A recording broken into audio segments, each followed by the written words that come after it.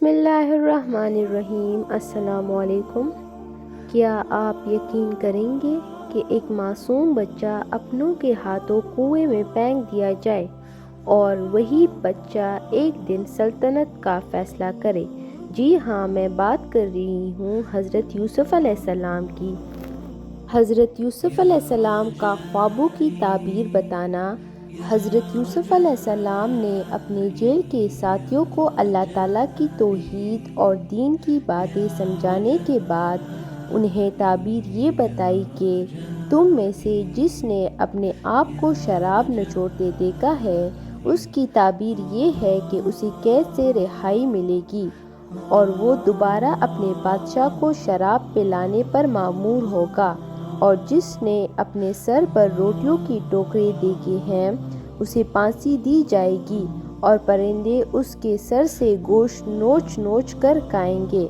فرمان الہی ہے۔ ترجمہ: اے میرے قید خانے کے ساتھیوں، تم دونوں میں سے ایک تو اپنے مالک یعنی بادشاہ کو شراب پلانے پر مقرر ہو جائے گا، لیکن دوسرا سولی پر چڑھ جائے گا اور پرندے اس کے سر میں سے گوشت نوچ نوچ کر کھائیں گے۔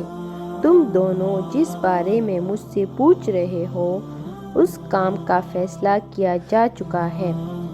حدیث رسول اکرم صلی اللہ علیہ وآلہ وسلم: جب تم میں سے کوئی اچھا خواب دیکھے تو اس پر اللہ تعالیٰ کا شکر ادا کرے اور اسے اہل علم کے سامنے بیان کرے، اور اگر کوئی ناپسندیدہ خواب دیکھے تو وہ شیطان کی طرف سے ہے، لہٰذا اس خواب کے شر سے اللہ تعالیٰ کی پناہ مانگے اور وہ خواب کسی سے بیان نہ کرے، ایسا کرنے سے وہ اسے نقصان نہیں پہنچائے گا۔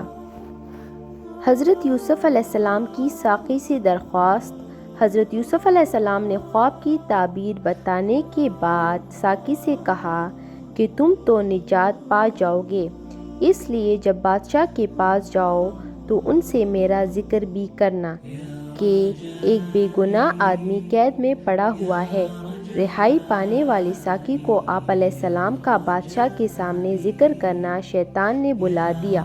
اس طرح آپ علیہ السلام کئی سال تک مزید قید خانے میں ہی رہے۔ فرمان الہی ہے۔ ترجمہ: اور جس کے بارے میں یوسف علیہ السلام کو یقین تھا کہ وہ قید سے رہا ہو جائے گا، اس سے کہا اپنے بادشاہ سے میرا ذکر بھی کر دینا، مگر شیطان نے اسے اپنے بادشاہ سے ذکر کرنا بھلا دیا۔ بس اس طرح وہ یوسف علیہ السلام کئی سال تک قید خانے میں ہی رہے۔ شاہ مصر کا خواب اور حضرت یوسف علیہ السلام کی تعبیر۔ ساقی کے رہا ہونے کے کئی سال بعد مصر کے بادشاہ کو خواب آیا کہ 7 موٹی گائے ایسی ہیں جنہیں 7 دبلی گائے کھا رہی ہے، اور 7 خوشے خشک ہے اور 7 سبز۔